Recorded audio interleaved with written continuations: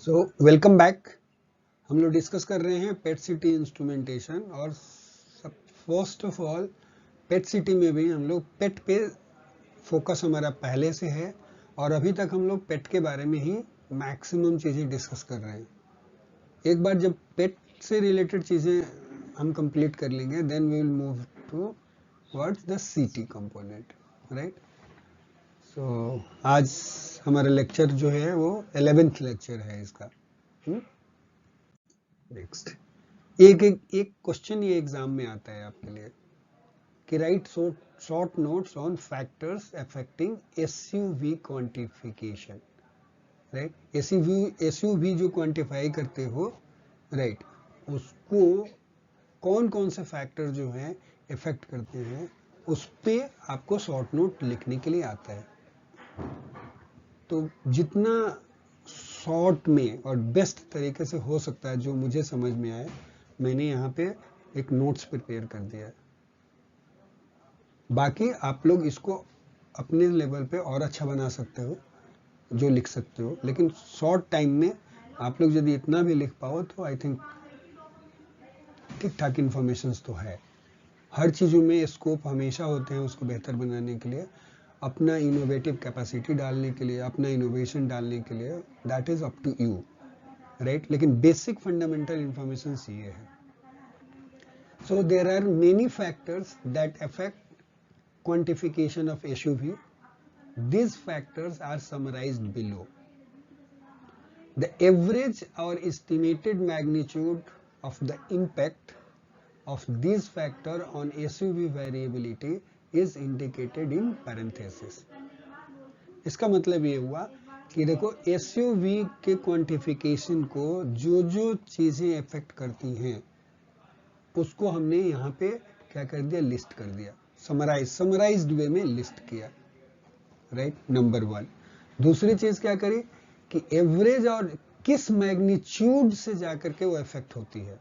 Like for example Uptake period जो है SUV के क्वांटिफिकेशन में एरर जो इंट्रोड्यूस करेगा 15% का एरर इंट्रोड्यूस कर सकता है। मतलब it has got 15% power to influence the SUV quantifications. समझ गए? तो ये बोल लिखा है कि द एवरेज और estimated magnitude by which magnitude of the impact of these factors on SUV variability. SUV में जो वेरिएबिलिटी डालेगा उसको हमने क्या किया, पैरेंथेसिस में लिखा हुआ है कितना %। तो एसयूवी को इफेक्ट करने वाले ब्रॉड कैटेगरी जो है वो 3 है। एक है बायोलॉजिकल फैक्टर जो एसयूवी को के क्वांटिफिकेशन को इफेक्ट करता है। बायोलॉजिकल फैक्टर में आता है अपटेक पीरियड। अब जैसे अपटेक पीरियड क्या करते हो आप, जब F18 FDG जब आप इंजेक्ट करते हैं तो पेशेंट को क्या बोलते हैं कि आप अपटेक रूम में बैठिए और उसको अपटेक रूम में का एक पर्टिकुलर कंडीशंस दिया हुआ है कि वहाँ लाइट डिम होने चाहिए, उसको बिल्कुल रिलैक्स्ड मोड में होना चाहिए, राइट, उसको लाई डाउन रहना चाहिए। इस टाइप के गाइडलाइंस हैं। अब उस गाइडलाइन का पर्पस क्या है कि यदि पेशेंट जो होगा वो मूवमेंट में होगा, डिस्टर्ब होगा, मूवमेंट में स्पेशली यदि मूवमेंट में होगा उसका मसल अपटेक होगा, टेंस्ड होगा, रिलैक्स्ड मूड में चाहिए, टेंस्ड होगा तो फिर ब्रेन में जाएगा, तो मतलब वो बाकी चीजें जो हैं अदर ऑर्गन्स में उसका डिस्ट्रीब्यूशन जो है एफडीजी का वो वैरी करता है, राइट। तो इसलिए वो एक पर्टिकुलर कंडीशंस दिया हुआ है अपटेक पीरियड का। तो कितना देर आप अलाउ करते हो, आप 40 मिनट्स के बाद स्कैन करते हो या 60 मिनट के बाद करते हो या 1 आवर के बाद करते हो, right, all it is going to affect your SUV. और वो जो अमाउंट जो इफेक्ट करेगा वो 15% की वेरिएबिलिटी दे सकता है, राइट। उसके बाद पेशेंट मोशन एंड ब्रीदिंग जो है, यदि आप जब स्कैनिंग हो रही है उसमें पेशेंट मूव कर जाए या ब्रीदिंग के चलते जो है ब्रीदिंग के चलते जो एरर आ सकता है, पेशेंट मोशन और ब्रीदिंग के चलते वो जो है वो 30% तक वेरिएबिलिटी ला सकता है पेशेंट टू पेशेंट, एसयूवी जो कैलकुलेट होएगा उसमें। उसके बाद है ब्लड ग्लूकोज लेवल।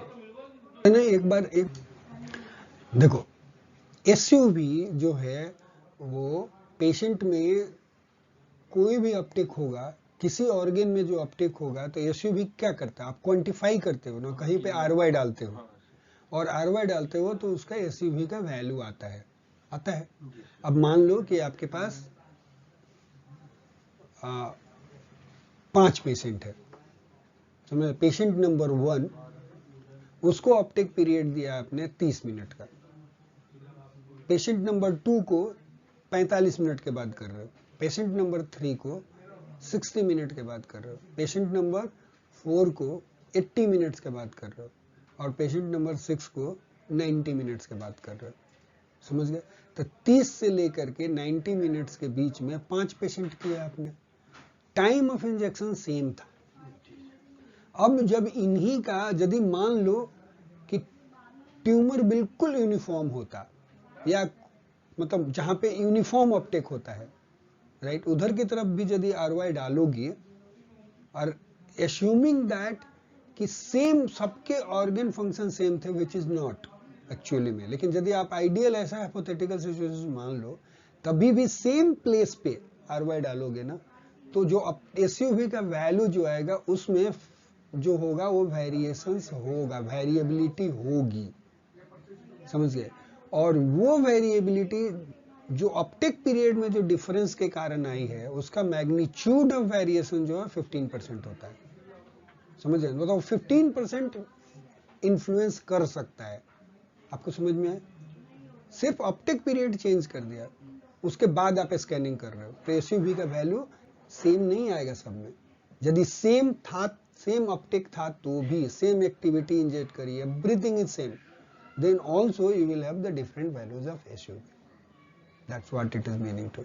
दूसरा सेंटेंस जो बोला कि जो कंडीशंस जो होना चाहिए, कि जिस कंडीशंस में, जैसे मान लो कि पेशेंट का मूवमेंट होगा तो मसल अपटेक उसको होगा, तो वो उसका पूरा डिस्ट्रीब्यूशन ही चेंज हो जाता है। स्ट्रेस में रहेगा तो ब्रेन को ज्यादा ग्लूकोज जाएगा, तो पूरा डिस्ट्रीब्यूशन चेंज हो जा रहा है ना।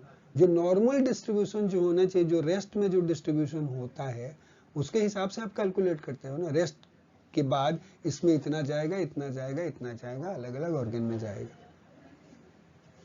तो वो बात उसकी थी।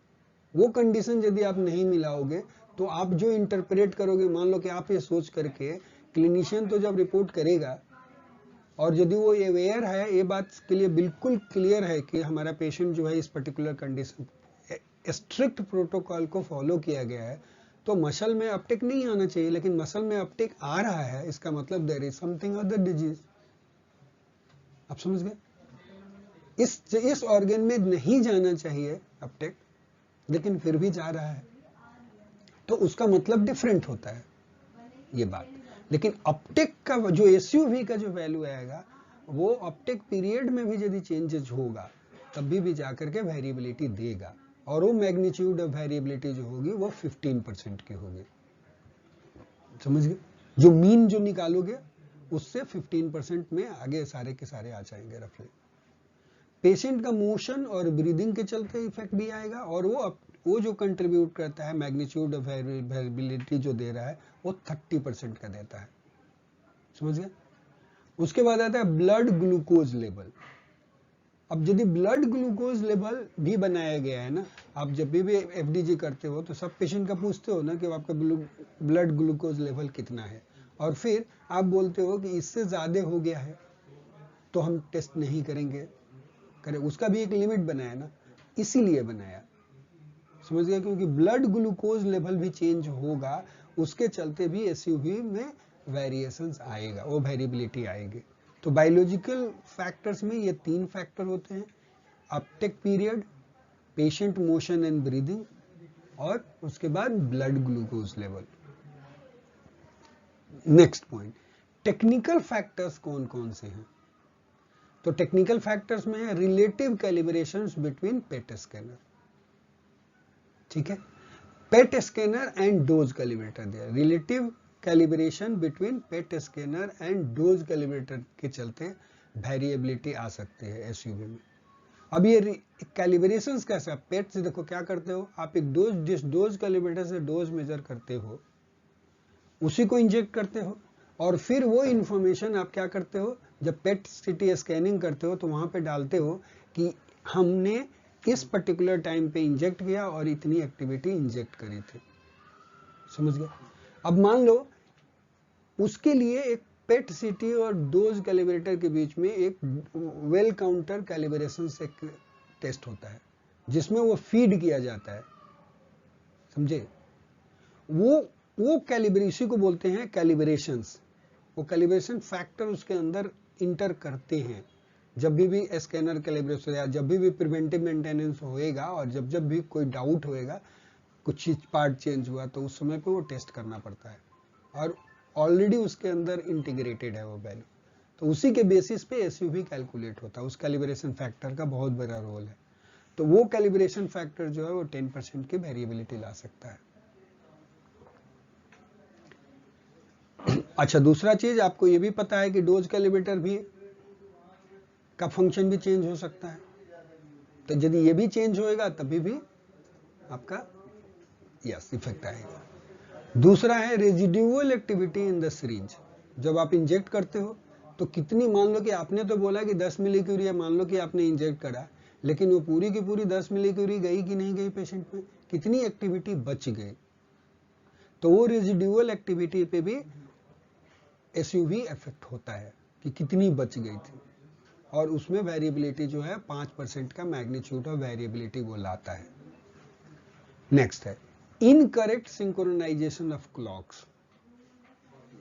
Right, in synchronisation of clocks का मतलब क्या है कि यदि आपने यहां से जो इंजेक्शन जो दिया, आप देख रहे हो ना, राइट, और कंप्यूटर पे जो एंट्री करी, आपका घड़ी जो टाइम लिख रहे हो या जो मेजर जहां पे मेजर करो, जिसकी भी घड़ी से वो मेजरमेंट हो रहा है, वो और कंप्यूटर का क्लॉक सेम टाइम पे है, उसमें भी डिफरेंस होएगा, तभी भी क्या होगा, वो भी एसयूवी के क्वांटिफिकेशंस में एरर ला सकता है। उसके चलते 10% की वेरिएबिलिटी आती है।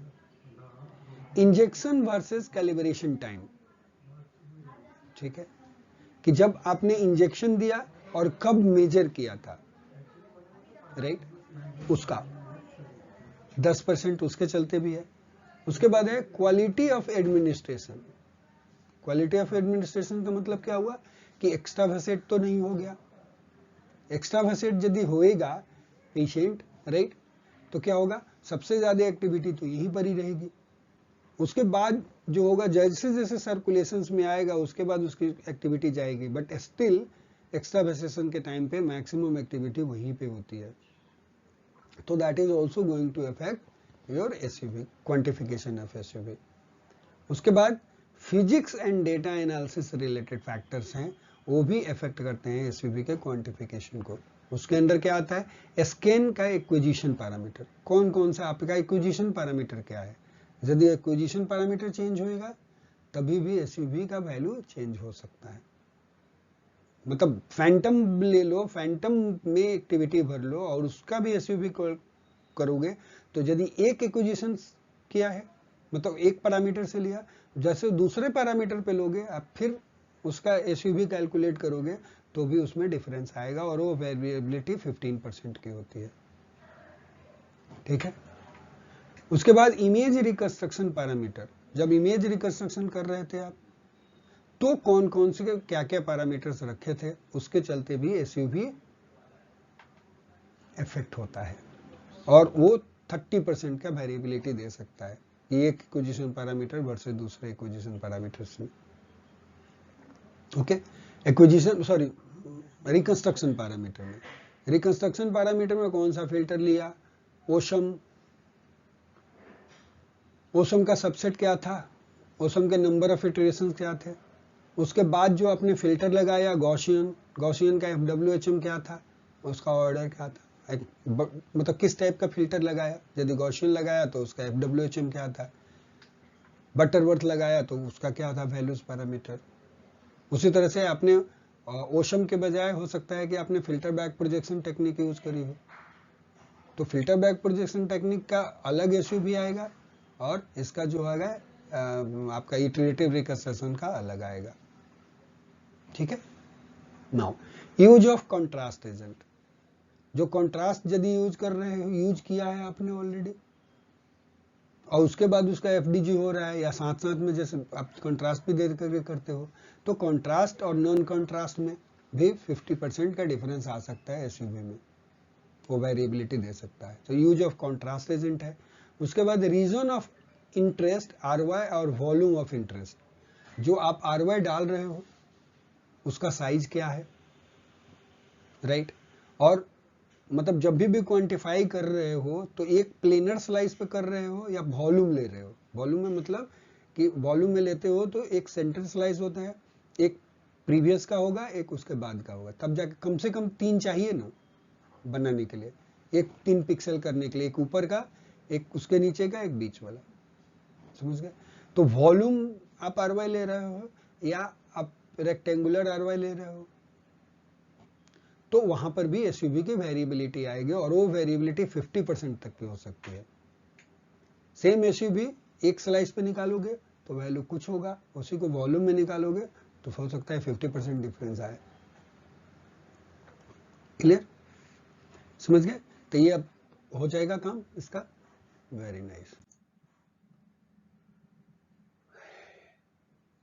Different types of PET city systems from different vendors have different hardware configurations।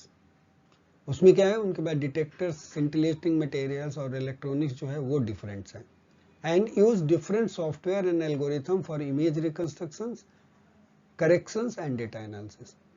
मतलब उसने स्कैटर करेक्शन किया, रैंडम किया, डेड टाइम करेक्शंस किया, क्या क्या करेक्शंस अप्लाइड हुए, पार्शियल वॉल्यूम करेक्शंस किया, like this. These differences will not be overcome and different scanners show different quantitative performance। इसीलिए स्कैनर टू स्कैनर भी जो होगा वो भी वेरी करेगा। यदि आप मैंने इस स्कैनर पे आप किए हो, जी वाले पे फैंटम करो और इधर सीमेंस वाले पे करो, सेम फैंटम स्टडी परफॉर्म करो, एसयूवी का वैल्यू डिफरेंट हो सकता है। क्यों? इसलिए होएगा क्योंकि उनके डिफरेंट हार्डवेयर हैं और उनके डिफरेंट सॉफ्टवेयर होते हैं इमेज रिकंस्ट्रक्शन के। वही बोल रहा है this difference will not be overcome, इसको हमने ओवरकम कर सकते, एंड डिफरेंट स्कैनर्स हो different quantitative performance. It variability of SUV in multicentric studies can be substantially minimised by taking a number of precautions. अब क्या होगा कि मान लो कि एक मशीन से दूसरी मशीन का जो होगा ये वेरिएबिलिटी हो रही है, तो मल्टीसेंट्रिक स्टडी जो होती है, मल्टीसेंट्रिक स्टडी में क्या होता है कि एक ही टाइप के पेशेंट कई सेंटर्स में जाकर के इवेल्युएट होते हैं। मतलब ऐसा नहीं कि यहाँ का एक ही पेशेंट यहाँ भी होएगा, अपोलो में भी होएगा, राजीव गांधी में, ऐसा नहीं। कोई ऐसा प्रोजेक्ट चल रहा है जो ऑल इंडिया इंस्टीट्यूट में चल रहा है, हो सकता है कि हैदराबाद में चल रहा हो, केरला में चल रहा हो, यूएस के किसी हॉस्पिटल में चल रहा हो, यूके में चल रहा हो, यूरोप में चल रहा हो, और सब जगह का डेटा लोग पूल करते हैं। तो सब जगह पे डिफरेंट डिफरेंट है, तो स्कैनर तो सेम नहीं है, और एसयूवी की वेरिएबिलिटी तो होएगी, तो इसलिए उसको मिनिमाइज किया जा सकता है, उस वेरिएशंस को मिनिमाइज किया जा सकता है केयरफुली कंसीडर करके कि प्रोटोकॉल फिक्स्ड हो, अपटेक टाइम, अब आपको पता चल गया कि इतने वेरिएबल पैरामीटर्स हैं तो उसको फिक्स कर दिया जाए कि सब पेशेंट का 40 मिनट्स या 45 मिनट्स के बाद ही स्कैन लेना है, राइट। तो एक चीज फिक्स हो गई, भाई इसमें वेरिएबिलिटी होगी तभी तो ये प्रॉब्लम आएगा। हमने देखा इमेज रिकंस्ट्रक्शन पैरामीटर यदि हम चेंज करते हैं तो 50% की वेरिएबिलिटी देता है, तो हम बोलेंगे कि सारे लोग इसी रिकंस्ट्रक्शन पैरामीटर पे प्रोसेस करके फिर डेटा अपना अपलोड करेंगे, वो मिनिमाइज हो गया। तो ऐसे करके मिनिमाइज किया जाता है।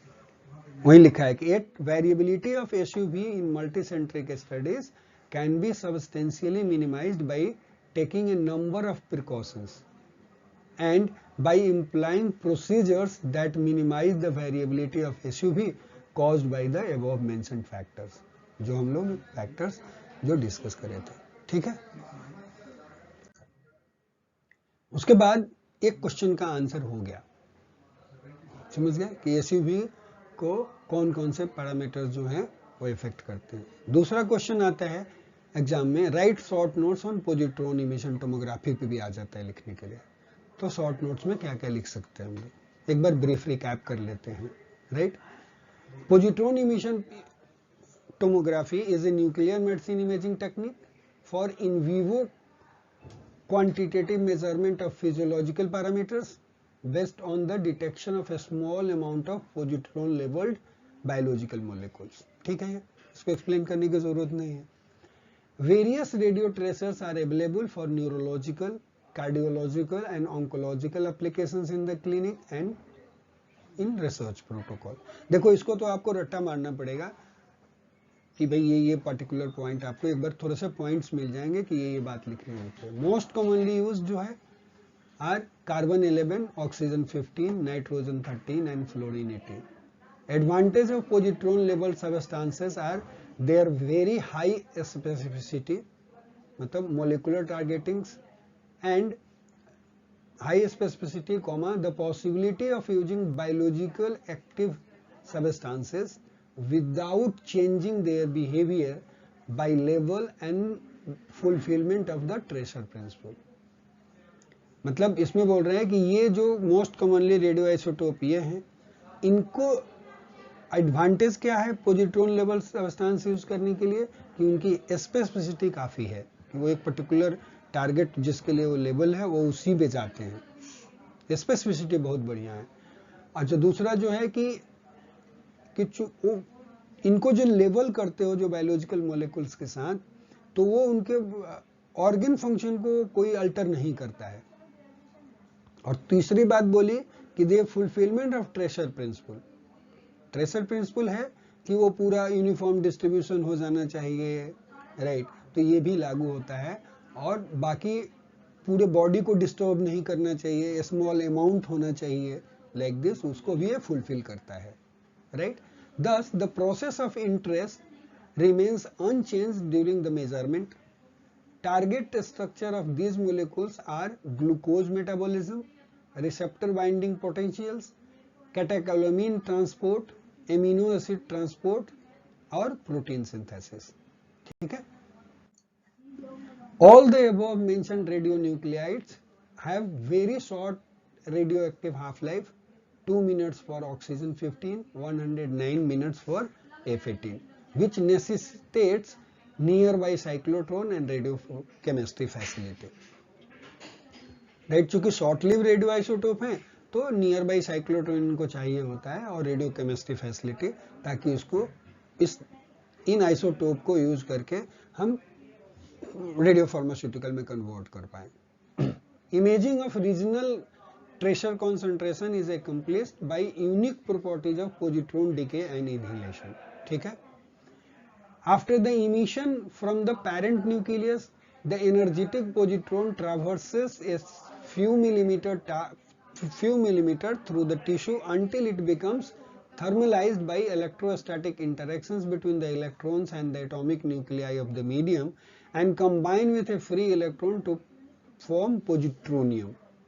The positronium decays by annihilation, generating a pair of gamma rays which travel in nearly opposite directions with an energy of 511 keV each। The opposed photons from positron decay can be detected by using a pairs of collinearly aligned detectors in coincidence। This electronic collimation is the reason why PET is much more sensitive, right, greater than 100% than the conventional nuclear medical techniques, namely single photon emission computed tomography using gamma camera and lead collimators। ठीक है जी, यहाँ तो कुछ बताने की जरूरत नहीं है, क्योंकि यहाँ पे हम इलेक्ट्रॉनिक कोलिमेशन यूज करते हैं और 3D इमेजिंग हो जाती है, इसलिए इसकी सेंसिटिविटी जो है एस्पेक्ट से काफी ज्यादा है, मोर देन 100% है, मोर देन 100 टाइम्स है, फैक्टर ग्रेटर देन 100 है, फैक्टर में से multiplications. The detector pairs of PET system are installed in a ring-like patterns, which allows measurement of radioactivity along lines through the organ of interest at a large number of angles and radial distances। Fine. Subsequently, this angular information is used in the reconstruction of tomographic image of regional radioactive distributions। That's what we need. तो आपने एक बार थोड़ा PET CT पे जो चीजें आई आपने कुछ बातें आप ऐसे लिख पाओगे, right. State of art positron emission tomograph consists of multiple closely packed ring of detectors that enable simultaneous imaging of several imaging planes, right। कई imaging planes एक साथ imaging हो जाते हैं। Coincidence events between rings of the camera are acquired to generate cross data, which minimizes data gaps between imaging planes. Such data acquisitions allows almost complete data sampling in three-dimensional PET, 3D PET. The raw data are integrals along the line of coincidence over the activity distributions. ठीक है। Reconstruction algorithms are used to calculate underlying radioactivity distribution. Statistical iterative reconstruction algorithms have become the method of choice in many cases because of their superior image quality compared to traditional filter back projections method. Briefly, their basic principles are, मतलब जो image reconstruction की बात जो बोल रहे हैं, starting from the initial guess for the activity distributions, data are forward projected according to the scanner geometry. The resulting projections are compared to the measured projections and the error projections is used for correcting the estimate. तो ये इसका brief है iterative reconstructions का। The new estimate is then forward projected and the comparison between the estimated and measured projections yield the next corrections. This loop is iterated until estimated and measured projections agree with their statistics. Improved availability of computing power and introduction of fast algorithms have introduced this method in routine clinical use. ठीक है। अभी चल रहा है, देखो F18 जो है glucose analogue most commonly used oncology PET centre में ये यूज होता है, right. Non specific all glucose utilising tissues take up FDG, कि नॉन स्पेसिफिक इसलिए है एफडीजी क्योंकि ऑल ग्लूकोज यूटिलाइजिंग टिश्यू जो है वो क्या करते हैं, एफडीजी टेकअप करते हैं। Once taken up FDG becomes metabolically trapped. ठीक है। अब देखो FDG6 फॉस्फेट जो है P unable to undergo glycolysis and glycogen formations. FDG6P too polar to diffuse out of the cell, इसलिए वो ट्रैप्ड हो जाए, दस बिकम्स मेटाबॉलिकली ट्रैप्ड। फिर आपको ग्लूकोज FDG का स्ट्रक्चर और ये बना करके देख लेना आप लोग, राइट। ये उधर बना देना है, ठीक है। अब आया FDG अपटेक नॉर्मल कहां कहां पे होता है। तो FDG Uptake in normal tissue जाता है ब्रेन में, हार्ट, स्केलेटल, लैरिंग्स और जीआई ट्रैक्ट में, स्टोमक में जाता है, कोलन, लीवर, जीयू ट्रैक्ट में again kidneys, ureter, bladder, ureter during menstruation. Bone marrow में भी जाता है, ये नॉर्मल अपटेक है। Thyroid, spleen, salivary gland, brown fat. अब ये देखो ये सारे क्वेश्चंस ना एग्जाम्स में पूछते हैं लोग, वाइवा में भी पूछ लेते हैं, ओके, ठीक है। FDG localizes tumors. FDG increased uptake FDG in tumor, elevated levels of GLUT receptors जो है, elevated level of hexokinase, increased rates of glycolysis, ये कारण हो सकते हैं, राइट। FDG के increased uptake ट्यूमर में। एरिया ऑफ हाइपरमेटाबॉलिज्म जो होगा वो हॉट स्पॉट की तरह दिखेगा। It is useful for cancer staging, lung cancer staging of lung, colorectal cancer, oesophageal, stomach, head and neck, cervical, breast, melanoma and lymphoma. Limitations of PET, not all malignancies are FDG avid. Example, prostate cancer. Not all FDG avid tissue is malignant or normal, ठीक है। FDG uptake can be seen in inflammation, infection, post radiation और surgery के time पे, granulomas, arthritis, it is poor resolution of the image है, ठीक है, and lack of anatomical landmarks. So ये जो है आपके पेट के लिमिटेशंस हैं। Advantage of PET CT, better localisation of FDG avid tissue both malignant and benign के लिए, evidence of increased diagnostic accuracy, क्योंकि सीटी से हमें एनाटॉमिकल लैंडमार्क मिल जाता है, right. Overall decreased scan time compared with the pet 30 minutes rather than 60 minutes is equal to increase patient through, मतलब 60 minutes के बजाय 30 मिनट्स में ही पेट हो जाता है आजकल, मतलब वो डिक्रीज हो चुका है टाइम, ठीक है। तो ये बोल रहे कि ये इसके एडवांटेज हैं पेट सिटी के। चैलेंजेस इन पेट सिटी क्या क्या है? CT of PET CT not of diagnostic quality, हालांकि अब आने लगे हैं डायग्नोस्टिक क्वालिटी के। Performed at lower radiation to minimize exposure, decreased image quality, मतलब ये बोल रहे हैं कि सीटी का जो पेट सिटी है, और ऑल्दो मान लो कि आपके पास डायग्नोस्टिक क्वालिटी का है भी, तभी भी जनरली लोग क्या करते हैं, लो डोज लो रेडिएशन पे परफॉर्म करते हैं, इसलिए उसकी in order to minimize the dose, इसलिए उसकी इमेज क्वालिटी पुअर होती है, थोड़ी कम हो जाती है। Current protocol, breathing motion through scan degrades the image quality, patient movement हो जाए, ब्रीदिंग जो हो जाए, वो चलते रहता है, राइट, तो उससे इमेज क्वालिटी जो है वो डिग्रेड होती है। ओवरऑल ओरल और आईवी कॉन्ट्रास्ट जो है वो प्रॉब्लमेटिक है। Imaging artefact, image artefacts but without contrast जो है, delineation of anatomical detail is not good as in CT. Contrast इसीलिए देते हैं कि सीटी के ऑर्गन्स जो हैं वो क्लियरली डेलिनिएट हो जाए, ठीक है। Application of PET CT in oncology, application 1 cancer staging and re staging में, area of hyper metabolism regresses after therapy, application 2 assistant with biopsy companion patients, ठीक है, समझ में आ रहा है ना? बढ़िया। ऑलरेडी हमने बहुत सारी चीजें डिस्कस कर रखी है। एक और अगेन टेबल है, characteristics of scintillation crystals for the PETs. ये ऑलरेडी हम शायद एक या दो स्लाइड में डिस्कस कर चुके हैं, लेकिन सारी चीजें एक जगह पे कई जगह नहीं अवेलेबल है, इसलिए टेबल यहाँ पे प्रोवाइड कर दिया।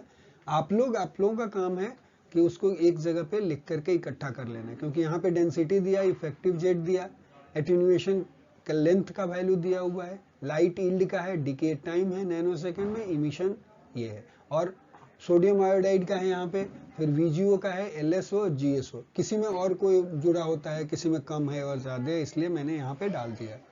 तो ये आपको आपका स्क्रीनशॉट ले करके देख करके जो भी आप अपने नोट्स बनाने के काम ला सकते हो आप लोग।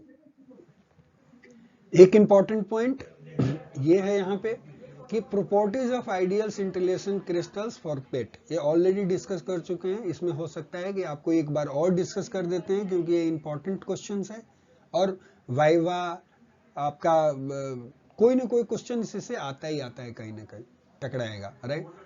यहाँ पे देखो क्रिस्टल की प्रॉपर्टी लिखी हुई है, और इसमें दूसरे वाला कॉलम में पर्पस लिखा हुआ है कि क्यों चाहिए। हाई डेंसिटी किस लिए चाहिए? क्योंकि हाई गामा रे की डिटेक्शन एफिशिएंसी इससे इंप्रूव होती है। हाई एनर्जी के गामा रेस को डिटेक्ट करोगे, क्योंकि 511 के भी आपको डिटेक्ट करना होता है, उससे ऊपर के ही, तो इसलिए आपको हाई डेंसिटी के चाहिए। हाई एटॉमिक नंबर चाहिए, again which will increase the high energy gamma ray detection की एफिशिएंसी इंक्रीज करेगा, राइट, क्योंकि फोटो इलेक्ट्रिक इफेक्ट में एटॉमिक नंबर इंपॉर्टेंट होता है, राइट, ठीक है, ZQ by EQ, ठीक है। तो जितना Z ज्यादा होगा उतना ही उसका फोटो इलेक्ट्रिक एब्जॉर्प्शन ज्यादा होगा, तो जाके एब्जॉर्ब हो जाएगा अपनी उसकी एनर्जी, जितनी एब्जॉर्ब होगी उतनी डिटेक्शन एफिशिएंसी इंप्रूव होगी। डिटेक्शन एफिशिएंसी क्या है? इतने फोटोन रखे, आउट ऑफ दैट कितने डिटेक्ट हुए, कितने एब्जॉर्ब हुए, कितने डिटेक्ट हुए बेसिकली। शॉर्ट डिके टाइम इसलिए चाहिए, गुड कोइंसिडेंस टाइमिंग के लिए चाहिए, समझ गए। हाई लाइट आउटपुट क्यों चाहिए? allows large number of crystal elements for photo detector, आप यूज कर सकते हो, ठीक है। गुड एनर्जी रिजोल्यूशंस के लिए जो है गुड एनर्जी रिजोल्यूशन क्यों चाहिए? For clear identification of full energy event, उसके लिए गुड रिजोल्यूशन चाहिए। Emission wavelength near 400 nano mm जो है डिजायरेबल कैरेक्टरिस्टिक है क्रिस्टल के। It is because good match to the photo multiplier tube response. क्योंकि देखो मैन्युफैक्चरर तो एक पर्टिकुलर टाइप का उसने टेक्निक डेवलप कर लिया ना, और उसमें उन्होंने परफेक्शनेस डाला कि हम फोटो मल्टीप्लायर ट्यूब जो है ये बनाएंगे, और कंपनी जो है उसी को बार बार इंप्रूव करती है जो थोड़े बहुत जो ये होते हैं। तो मार्केट में एक पर्टिकुलर टाइप का ही पीएम ट्यूब अवेलेबल है, तो उसी से वो मैच करना चाहिए। तो वही इसीलिए 400 नैनोमीटर का जो है स्पेक्ट्रल मैचिंग वाला पीएम ट्यूब जो है वो अवेलेबल है मार्केट में। ट्रांसपेरेंट एट इमिशन वेवलेंथ होना चाहिए क्रिस्टल को।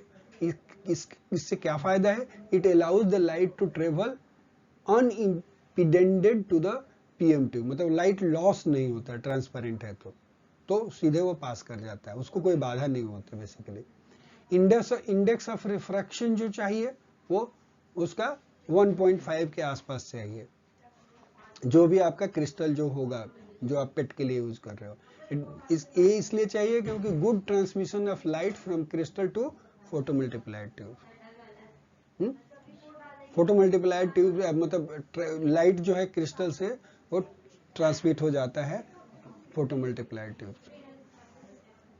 उसके बाद रेडिएशन हार्डनेस है, स्टेबल क्रिस्टल परफॉर्मेंस देता है। रेडिएशन हार्डनेस का मतलब क्या है कि रेडिएशन जब बार बार फॉल होता है ना तो उससे भी क्रिस्टल का डैमेज होता है, क्योंकि कुछ न कुछ तो उसमें चेंजेस होता है ना। जैसे मान लो एब्जॉर्ब हो रहा है तो इलेक्ट्रॉन निकल रहा है, फिर वो मूव करेगा, फिर जाके सेटल्ड होएगा, आप समझ गए? तो वो हमें जो दिख रहा है कि एक तो खराब हुआ, लेकिन बहुत सारे उसके आसपास के भी तो ठीक है ना, क्योंकि एक वॉल्यूम में यदि मोल में भी देखोगे तो कितने एटम्स हैं? 6.02 × 10⁻23, तो काफी है अवेलेबल। एक खराब भी हो गया तो बाकी से काम चल रहा है, तो वैसे करके। लेकिन जैसे जैसे टाइम्स आता है तो क्या होता है, उसका एजिंग भी होता है, इसलिए धीरे धीरे क्रिस्टल जो है उसकी प्रॉपर्टी भी डाउन होते जाती है। ओके, रेडिएशन हार्डनेस की बात थी, रेडिएशन से वो डैमेज होएगा उसको, समझ गए? नॉन हाइग्रोस्कोपिक होना चाहिए, मतलब बाहर है वो मॉइस्चर नहीं एब्जॉर्ब करना चाहिए, बिकॉज इससे क्या हमें फायदा होगा? अगेन सिंप्लीफाइज पैकिंग, रग्ड होना चाहिए। रग्ड होने से क्या है?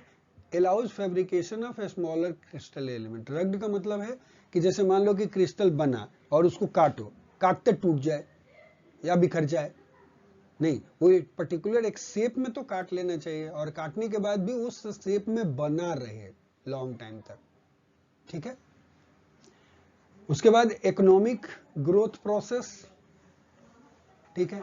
उसको बनाने में जो होना चाहिए वो इकोनॉमिक प्रोसेस होना चाहिए। मान लो कि उसको डेवलप करने में भी तो पैसा कम लगना चाहिए ना, इसलिए जरूरी है, क्योंकि देन एट रीजनेबल कॉस्ट पे मार्केट में अवेलेबल हो सकता है।